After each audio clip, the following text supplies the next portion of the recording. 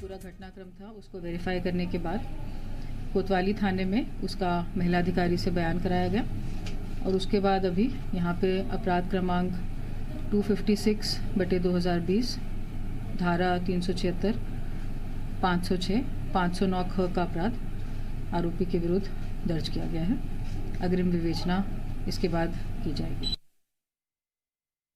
महिला द्वारा लिखित में उपस्थित होकर ऑफिस में शाम को आके मेरे समक्ष शिकायत प्रस्तुत की गई है, जिसमें उसने पूर्व कलेक्टर जनक प्रसाद पाठक के विरुद्ध उसको अश्लील फ़ोन पर मैसेज करना, चैट करना और ऑफिस में बलात्कार करने का आरोप लगाया है। और हमारे संवाददाता सत्यप्रकाश इस वक्त जुड़ गए हैं बातचीत करने के लिए। सत्यप्रकाश, बेहद गंभीर आरोप लगे हैं।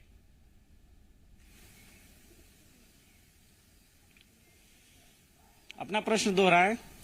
जिस तरीके के आरोप लगे हैं वो भी एक आईएएस अधिकारी पर बेहद गंभीर हैं और जो इसमें पीड़िता है उसकी तरफ से और क्या कुछ कहा गया, कैसे वो इस आईएएस अधिकारी को जानती थी, कैसे इसके संपर्क में आई?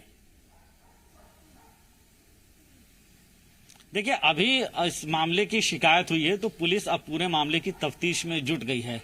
जो पीड़ित महिला है, मतलब जिसने शिकायत करता जो महिला है, उसकी शिकायत ली गई है। उसके बाद उनसे तमाम तस्दीक की जा रही है, पूछताछ की जा रही है कि किन परिस्थितियों में कहाँ पे इस घटना को जो है वो घटित किया गया। दूसरी बड़ी चीज ये है कि चूंकि ये जो आरोप है सीधे एक कलेक्टर पे लगा है, इसलिए इस आरोप की गंभीरता बहुत ज्यादा हो जाती है। क्योंकि मुझे याद नहीं कि पिछले कई सालों में छत्तीसगढ़ में किसी ऐसे आईएएस जो कलेक्टर के पद पे वर्तमान में विराजमान हो, कलेक्टर की कुर्सी पे बैठा हो, वैसे आईएएस पे इस तरह का गंभीर आरोप लगा हो। तो कहीं ना कहीं इस मामले को सरकार भी अपने स्तर पे गंभीरता से ले रही होगी, ये माना जा सकता है। मतलब ये कि एक तो पुलिस अपने स्तर पे जांच करेगी ही, दूसरा सरकार भी अपने स्तर पे इस पूरे मामले की जांच कर सकती है।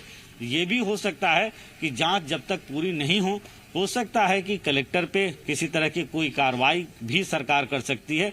हो सकता है इस बात की भी तैयारी हो रही हो। चूंकि मामला अपने आप में बेहद गंभीर है, इसलिए ये माना जा रहा है कि पहले तो पुलिस तमाम तस्दीक करेगी, तमाम जांच पड़ताल करेगी, उसके बाद पुलिस अपनी कार्रवाई करेगी। लेकिन कहीं ना कहीं शासन स्तर पे भी इस पूरे मामले को बेहद गंभीरता से लिया जा रहा है, इस बात की भी जानकारी मिली है।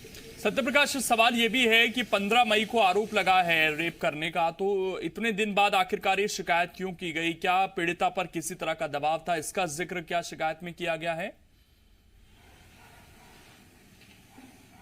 देखिए, ऐसा नहीं कहा जा सकता है, क्योंकि कई सारे ऐसे मामले होते हैं जिसमें साल 2-2 साल बाद भी जो पीड़िता होती है वो शिकायत करने आती है। पीड़िता को जब कॉन्फिडेंट होता है कि उसे न्याय मिलेगा, तब वो भी शिकायत करने के लिए जो जिम्मेदार लोग हैं उनके दरवाजे तक आती है। हालांकि कई सारे मामलों में ये जरूर देखा गया है कि किसी न किसी तरह का दबाव भी होता है और उस दबाव की वजह से भी जो पीड़िता होती है वो थाने तक नहीं पहुंच पाती है या बहुत लंबे वक्त बाद पहुंचती है। अब इस मामले में क्या कुछ वस्तु स्थिति है, ये जब तमाम जांच पूरी होगी उसके बाद पता चलेगा, क्योंकि जो वरिष्ठ अधिकारी हैं वो अभी तक कुछ विशेष कहने के मूड में नहीं दिखाई दे रहे हैं। बिल्कुल, एक बड़े अधिकारी पर आरोप लगे हैं और इसीलिए ये मामला अपने आप में हाई प्रोफाइल हो जाता है और अभी ज्यादा कुछ बोलने के लिए भी इस पर पुलिस तैयार नहीं है।